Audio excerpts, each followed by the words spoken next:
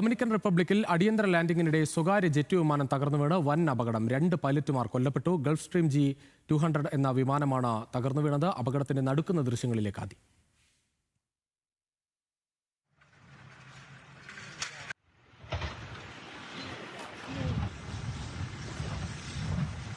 Dios mío.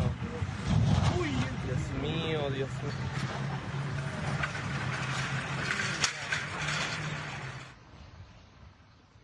ഹരിത ചേരുകയാണ് കൂടുതൽ വിവരങ്ങളുമായി ഇന്റർനാഷണൽ ഡെസ്കിൽ നിന്ന്. ഹരിത, ഞെട്ടിക്കുന്ന അപകടമാണ്. ആ ദൃശ്യങ്ങൾ കണ്ടാൽ തന്നെ അറിയാം, അത് പൂർണ്ണമായും തന്നെ കത്തി അമരുന്ന തരത്തിലാണ് അപകടമുണ്ടായത്.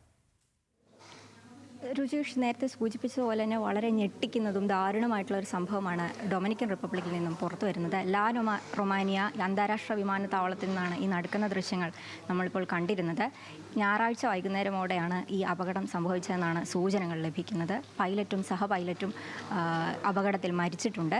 16 നോട്ടിക്കൽ മൈൽ അകലെ വെച്ച് തന്നെ എഞ്ചിൻ തകരാറായി എന്നുള്ള രീതിയിൽ സൂചന ലഭിച്ചിരുന്നുവെന്നും അത് വിമാനത്താവളത്തിലേക്ക് സന്ദേശം അയച്ചിരുന്നെന്നാണ് പറയപ്പെടുന്നത്. തുടർന്ന് അടിയന്തര ലാൻഡിംഗ് ആവശ്യപ്പെടുകയും വിമാനത്താവളത്തിലെ അധികൃതർ അതിന് അനുമതി നൽകുകയും ചെയ്തിരുന്നു. തുടർന്നുള്ള അടിയന്തര ലാൻഡിങ്ങിനിടെയാണ് അപകടം സംഭവിച്ചതെന്നാണ് പറയപ്പെടുന്നത്.